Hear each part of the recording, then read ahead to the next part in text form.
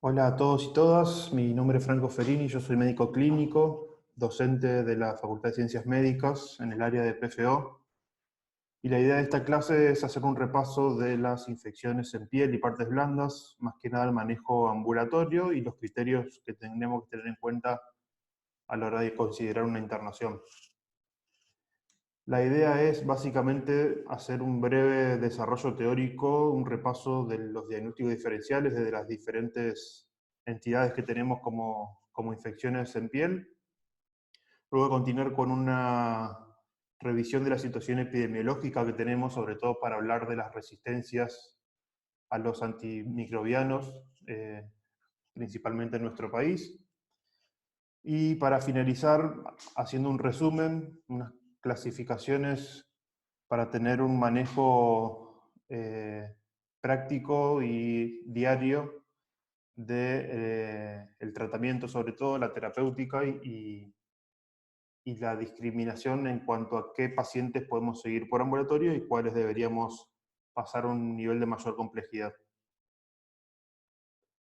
Básicamente esto ya lo conocemos todos, son imágenes que se ven habitualmente tanto en consultorios, guardias como internación. Tenemos muchas formas de infecciones en piel, pero por suerte el espectro antimicrobiano no es tanto. Generalmente están causadas por gérmenes bastante similares, así que el principal diagnóstico, la principal diferenciación que vamos a hacer entre un tipo de afectación y otra va a ser meramente clínico por el examen físico y el relato del paciente. Para entrar un poco a la cuestión teórica tradicional, digamos, como para recordar definiciones, lo más típico, frecuente que tenemos en el manejo ambulatorio son las infecciones superficiales de la piel, que como todos ya sabemos, la erisipela es por ahí la más representativa, que si se acuerdan tiene bordes bien definidos, es una tipo placa, digamos, palpable, con bordes bien netos, que generalmente da un aspecto bastante característico a la piel, que se conoce como piel de naranja, por afectación de los vasos linfáticos.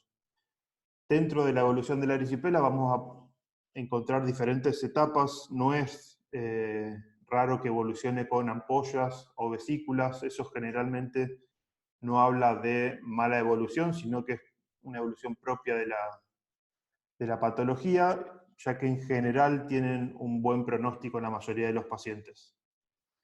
Sí es importante a la hora del manejo de esta afección, no solamente la cuestión farmacológica, sino también los factores que predisponen a que se presente esta lesión, sobre todo las alteraciones en el terreno de la piel, más que nada lo que es insuficiencia tanto venosa como linfática, la obesidad, el sobrepeso, las micosis, las puertas de entrada y demás, que esas son todas cuestiones que vamos a tener que recabar bien en el examen físico.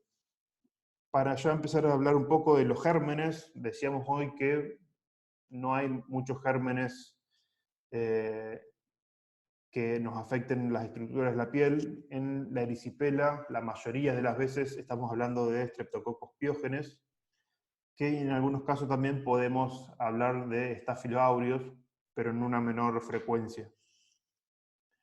Ya avanzando en lo que es la afectación de la dermis, tenemos la celulitis, que sí ya es una patología un poco más profunda en las estructuras de la piel, por eso vamos a ver en las lesiones que los bordes son bastante difusos, no tenemos bordes tan netos como en la erisipela, por eso no son palpables, son difíciles de delimitar, y se constituye más que nada lo que es un eritema generalizado en la zona donde está afectado.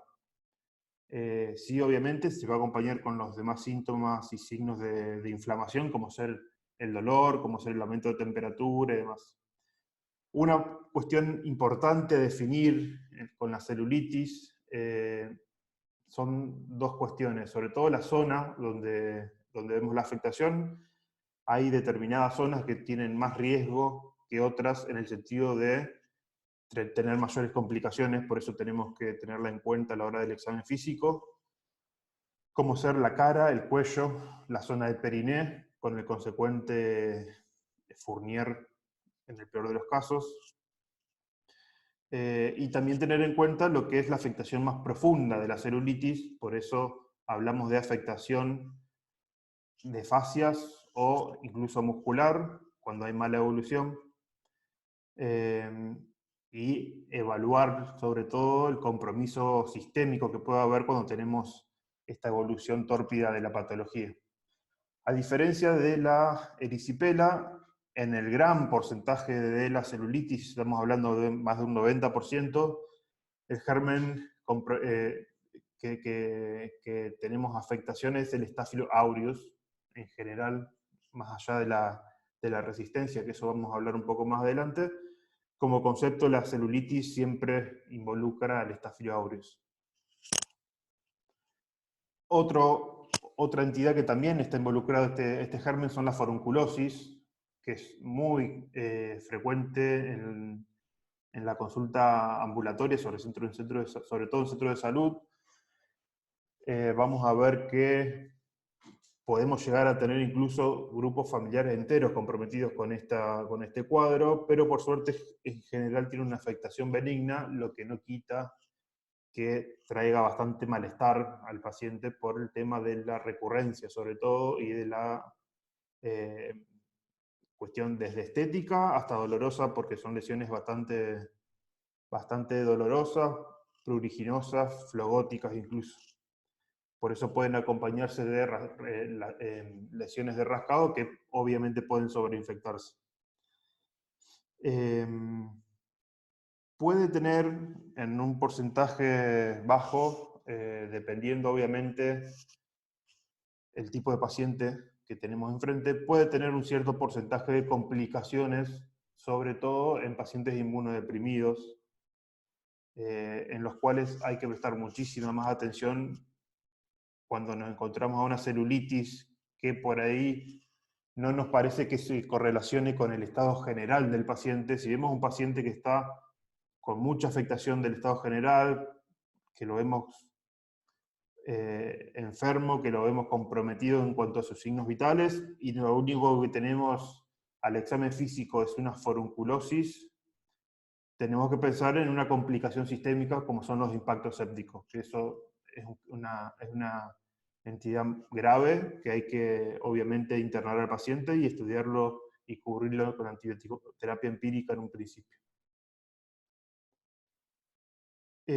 Otra cuestión frecuente que tenemos en piel, bastante frecuente, son los abscesos, que son colecciones de pus, generalmente son únicos, son bien localizados, tienen una zona de eritema, de flogosis, que generalmente fluctúa, eso es lo que tenemos que ver a la hora de manejarnos con un drenaje, sobre todo si ese drenaje va a ser ambulatorio,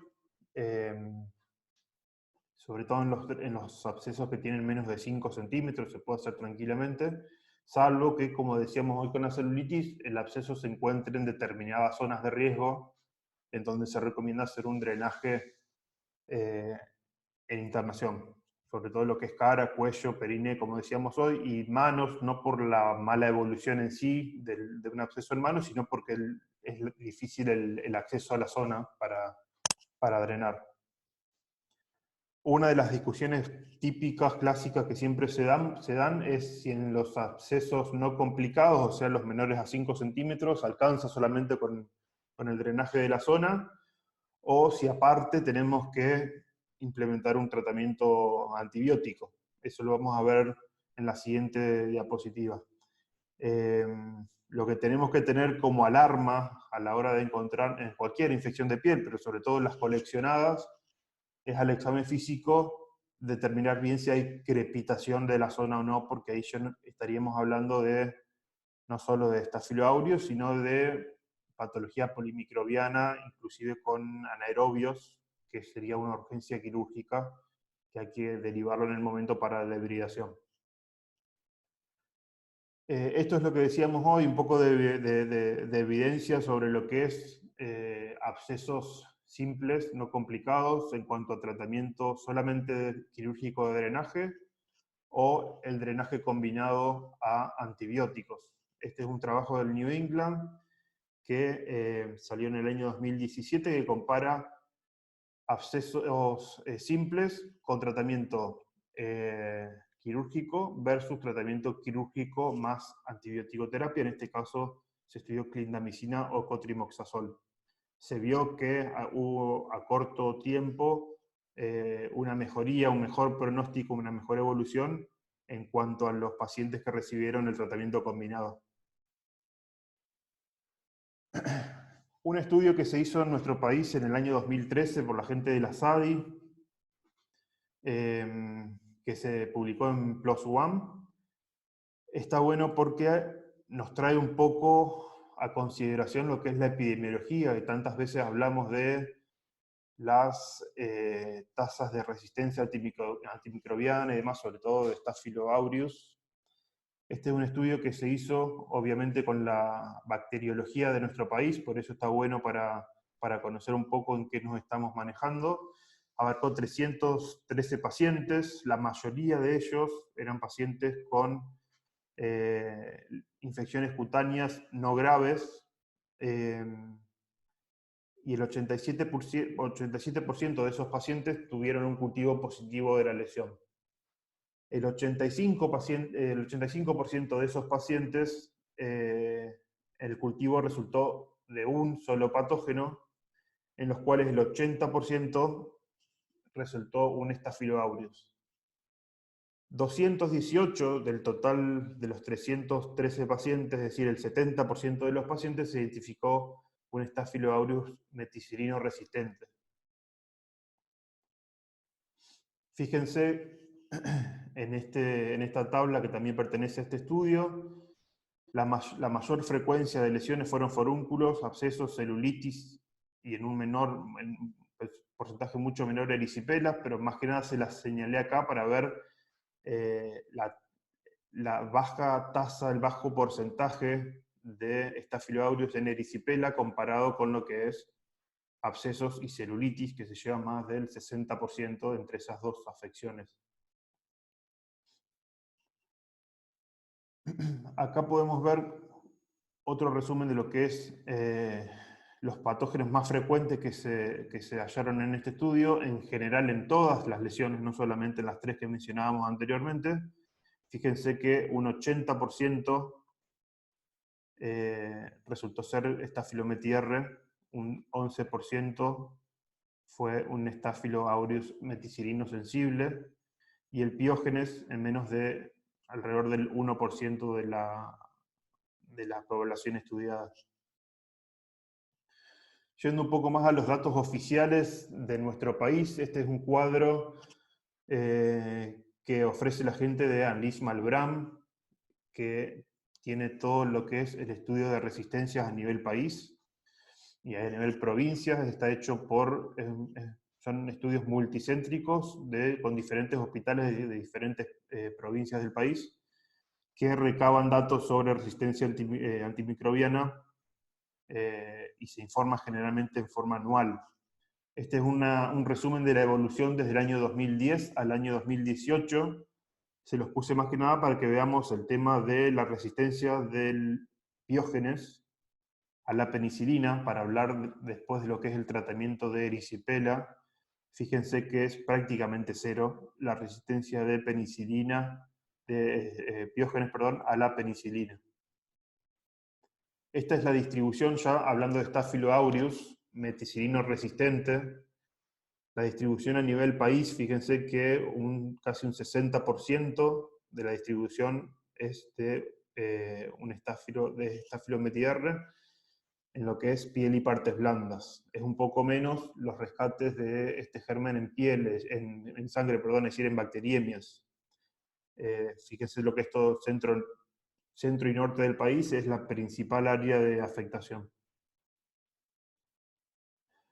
En cuanto a los antibióticos y la resistencia a los mismos de este germen, fíjense, esto es Staphylo aureus de origen comunitario, un total de 21.000 muestras en el mismo lapso de tiempo. Fíjense, yo les señalé, por ser los antibióticos que más utilizamos, clindamicina y cotrimoxazol. Clindamicina está en rojo.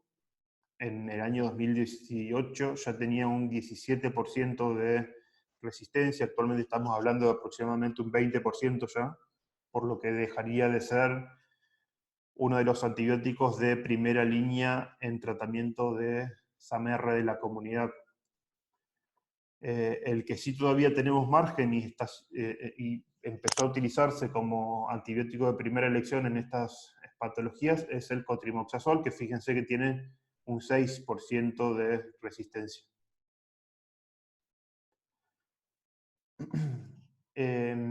Para ya ir hablando un poco de la clasificación, antes de entrar a la clasificación de lleno, les quería mostrar este cuadrito que es, digamos, un poco el fundamento por lo cual realizamos la clasificación que vamos a ver más adelante.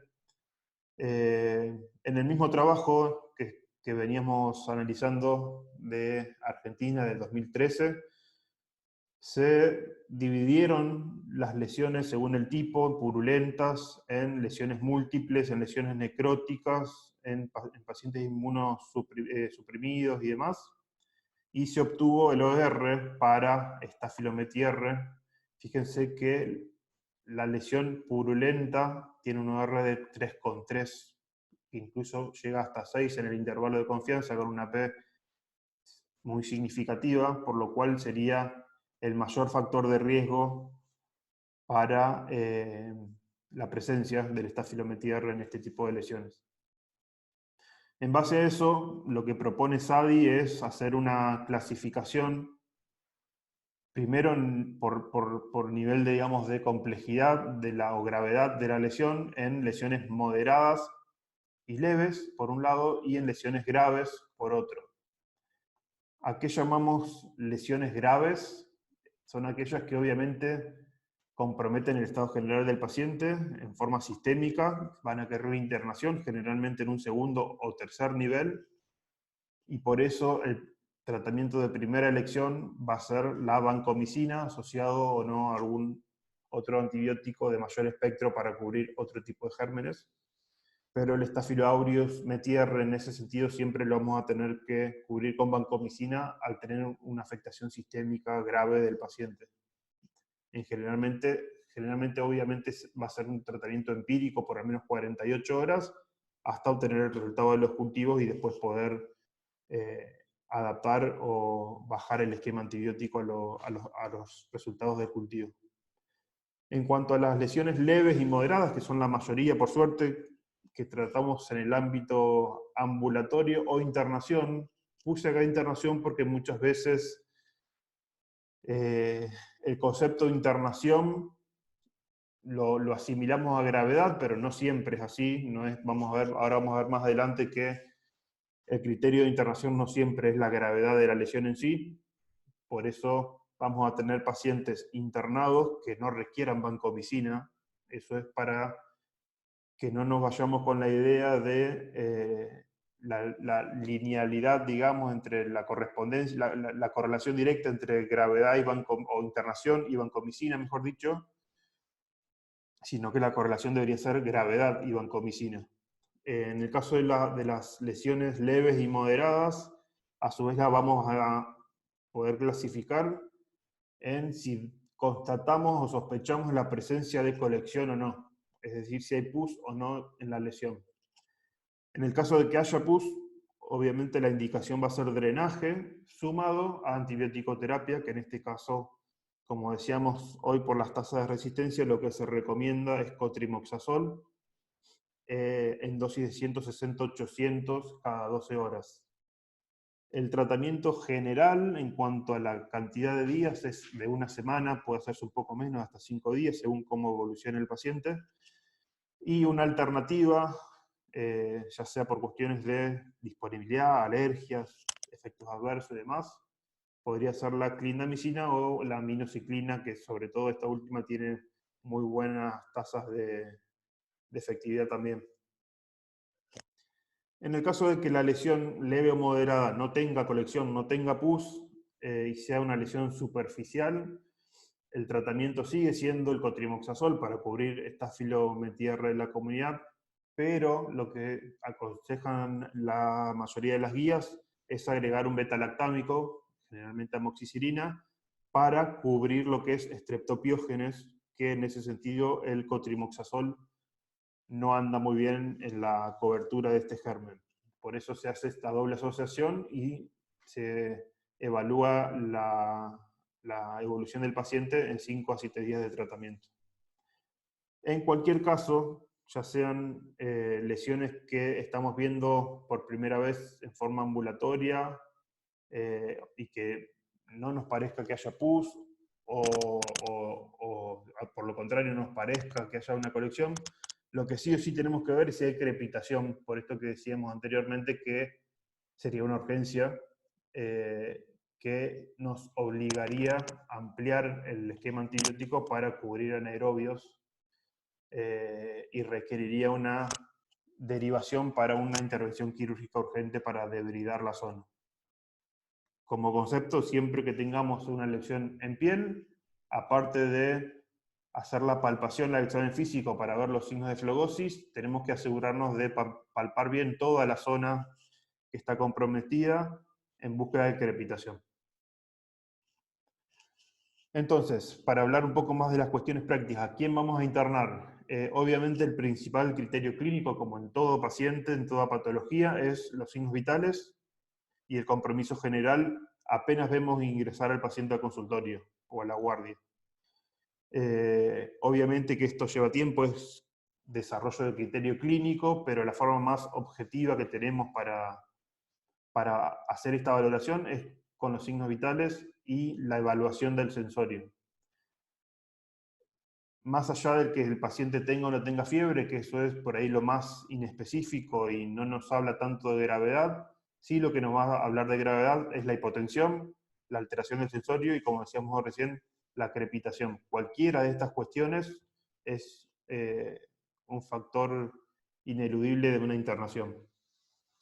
Obviamente, estas cuestiones van a ser mucho más frecuentes en pacientes que tengan determinadas comorbilidades, como son la diabetes, la insuficiencia cardíaca, que ya todos conocemos cuáles son esos factores o criterios de internación en general para toda patología. Más allá de la cuestión orgánica, tenemos que ver, como siempre, las cuestiones sociales, dependiendo del medio donde nos estemos manejando. Por eso yo le hice la aclaración en la diapo anterior sobre la internación. Por ahí no habla tanto de gravedad, sino más del contexto del paciente. Como bien sabemos, el tema de la adherencia al tratamiento, la falta de acceso al centro de salud, del analfabetismo y demás, son cuestiones a tener en cuenta a la hora de decidir el tratamiento ambulatorio o en internación. También hay cuestiones propias del médico, como ser la duda diagnóstica, la falta de disponibilidad de exámenes complementarios, la falta de antibiótico-terapia oral, son todas cuestiones que también tienen su peso a la hora de decidir el lugar de tratamiento.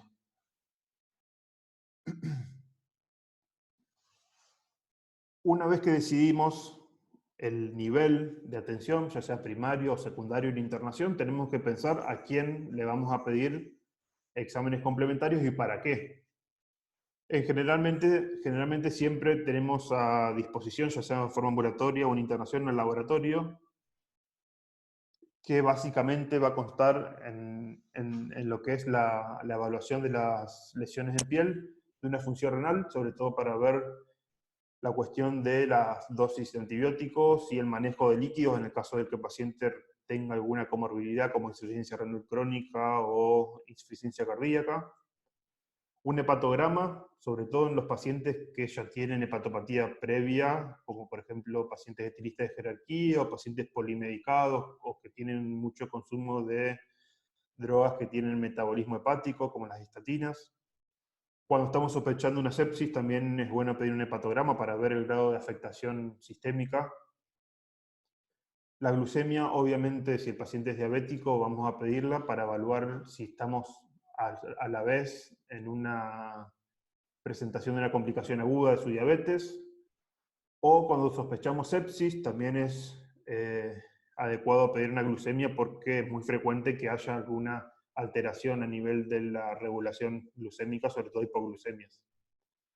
En cuanto al hemograma, lo principal que vamos a ver son los glóbulos blancos, sobre todo para ver el estado a grandes rasgos inmunológicos del paciente, ni hablar si estamos ante un paciente que ya tiene algún antecedente hematológico o algún grado de inmunocompromiso por alguna otra patología.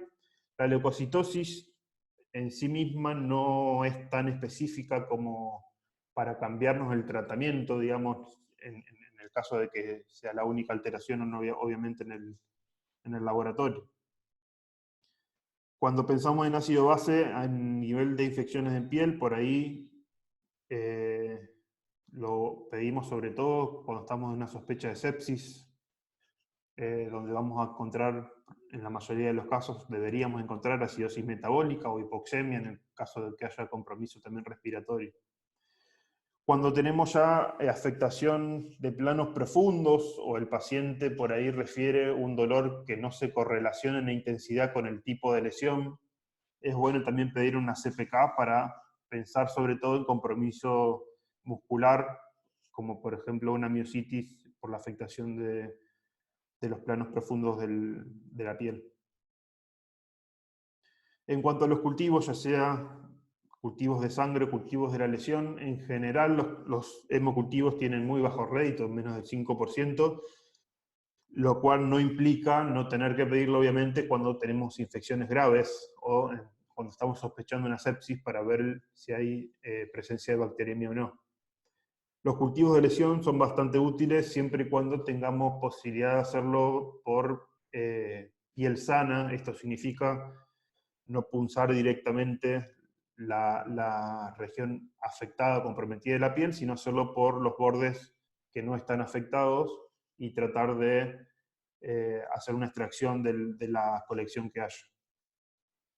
¿Para qué nos van a servir los cultivos? Más allá, obviamente, de ver el tipo de germen que está provocando la lesión, la idea de los cultivos es adaptar el esquema antibiótico al resultado de los mismos para, obviamente, no ayudar a la contribución de la resistencia bacteriológica. En cuanto a los exámenes de imágenes, el más utilizado en cuanto a lesiones cutáneas es la ecografía para todo lo que es búsqueda de colecciones profundas que no son tan evidentes a la palpación. En el caso de que la lesión sea bastante obvia, como el caso de los abscesos cutáneos, por ahí no es tan necesaria pedir una ecografía, porque pues, se puede hacer, en el caso de que haya fluctuación, se puede hacer un drenaje en el momento del absceso. La radiografía de tórax, ¿para qué la pediríamos si pensamos afectaciones cutáneas? Para ver justamente lo que decíamos hoy, de impactos sépticos en pacientes que tienen cuadros graves de piel con compromiso respiratorio. Tenemos que pensar en impactos sépticos, sobre todo por Staphylo aureus. Por lo tanto, en principio deberíamos tener por lo menos una placa de tórax y en el caso de que tengamos disponibilidad, una tomografía en el mejor de los casos. Una radiografía ósea cuando hay compromiso más crónico por ahí, sobre todo lo que son lesiones de, por ejemplo, pie diabético, o por fracturas expuestas, o cuando tenemos un compromiso más crónico y pensamos en una osteomeritis, en ese caso estaría recomendada como primer estudio una radiografía ósea para avanzar después en lo que es una tomografía o una resonancia.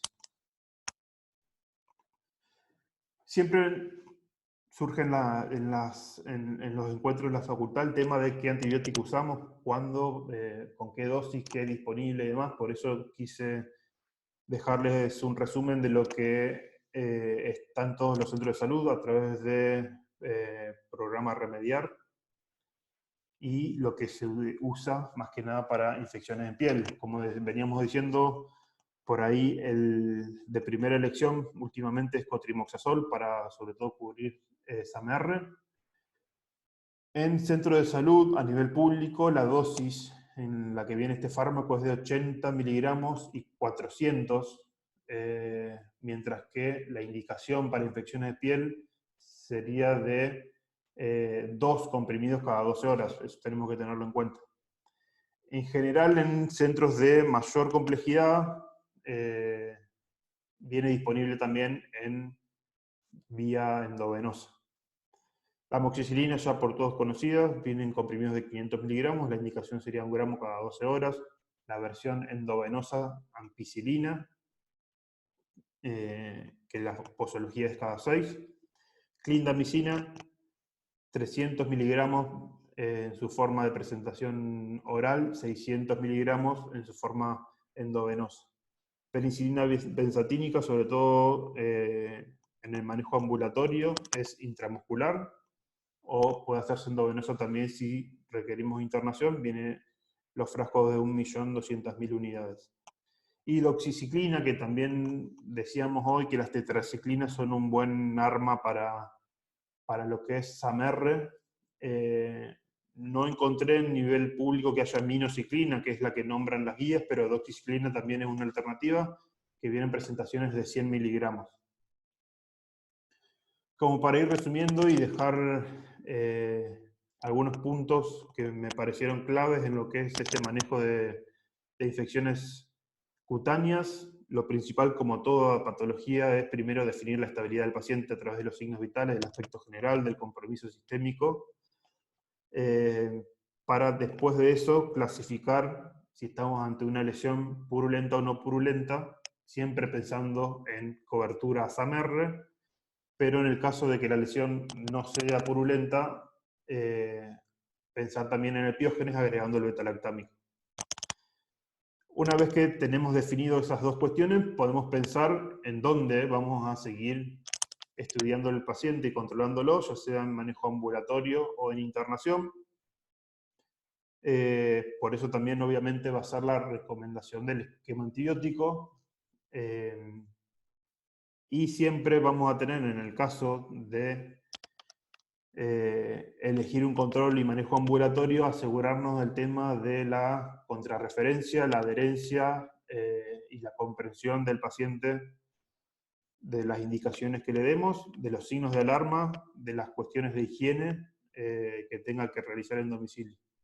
Por eso también siempre es importante el tema interdisciplinario en los centros de salud, con lo que sea agentes sanitarios, trabajadoras sociales y demás, como para asegurarnos de esas cuestiones. Si quieren ampliar más información sobre lo que hablamos, yo les recomiendo estas fuentes, más que nada en lo que es atención primaria de salud o en consultorio en general. Están los TRAPS en la página del Ministerio de Salud. En la página de la SADI también encuentran varias guías, ya sea de microorganismos como de patologías en general. Están las recomendaciones para el manejo de infección de piel y partes blandas. Y hay una guía exclusiva, una recomendación sobre el uso de cotrimoxazol, que también está bueno porque habla de las resistencias. Otro sitio que también pueden visitar para ver más datos de la cuestión epidemiológica, son datos oficiales, con tanto teórico como en tablas, digamos, en gráficos, es en la página del Instituto Malbrán.